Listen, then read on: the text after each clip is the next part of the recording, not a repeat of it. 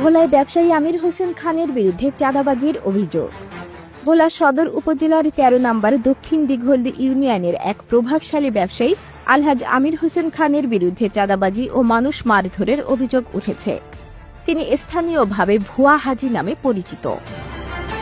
বর্তমান সরকারের আমলে তিনি বিএনপি নেতাদের নাম ভাঙিয়ে উত্তরে দিঘলদি ইউনিয়নের ৮ নম্বর ওয়ার্ডের একটি বাড়িতে নারীদের সঙ্গে খারাপ আচরণ করেন এবং ২০ লাখ টাকা চাঁদা দাবি করেন বলে অভিযোগ পাওয়া গেছে। অভিযোগকারীরা জানিয়েছেন, চাঁদা না দিলে প্রাণনাশের হুমকি দেন তিনি।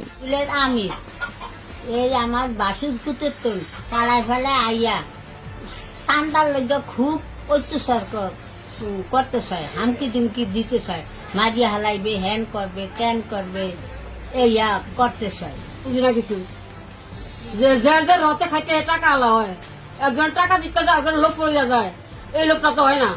হে যদি এই সমস্ত সান্দা চাষি করে, আমরা যদি ঘোরায় যাই, আমরা জায়গা মতন গেলে কিন্তু হের অনেক টাকা আমরা আদায় করতে পারি।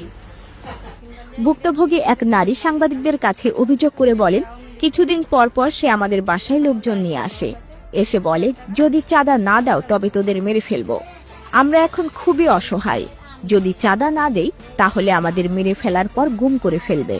আমরা প্রশাসনের হস্তক্ষেপ কামনা করছি। তিনবালিয়া ইটের বিড়ি খুলের ইটের মালিক আমির বিগত দিনে সে আওয়ামী লীগ করতো। এই আমলে আইসা আমার কাছে ২০ লাখ টাকা চাঁদা দাবি করে। সে প্রায় সময় গ্রুপ নিয়ে আসে, চাঁদা দাবি করে ২০ লাখ। আমি ওই দক্ষিণ দিঘলদি ইউনিয়নের আমির সাহেব, ওনার বিড়ি ফিল্ডে গেছিলাম আমরা ইয়ার পিকনিকের কার্ড নিয়ে ওনার কাছে। তো ওনার কাছে কার্ড নিয়ে গেছি যে আমাদের পিকনিকে, আমাদের এলাকাটা পিকনিক আছে, আপনার কাছে আসছি। তো উনি বলতেছে যে আমার কাছে কোনো টাকা পয়সা নাই, যে তোমরা জাকির নামে একটা লোক আছে, ওনার যদি মেরে আসতে পারো আমি তোমার ৫ লাখ টাকা দিই। এ বিষয়ে অভিযুক্ত আমির হোসেন খানের ব্যবহৃত মোবাইল নম্বরে ফোন করা হলেও তিনি কল রিসিভ না করায় তার বক্তব্য নেওয়া সম্ভব হয়নি।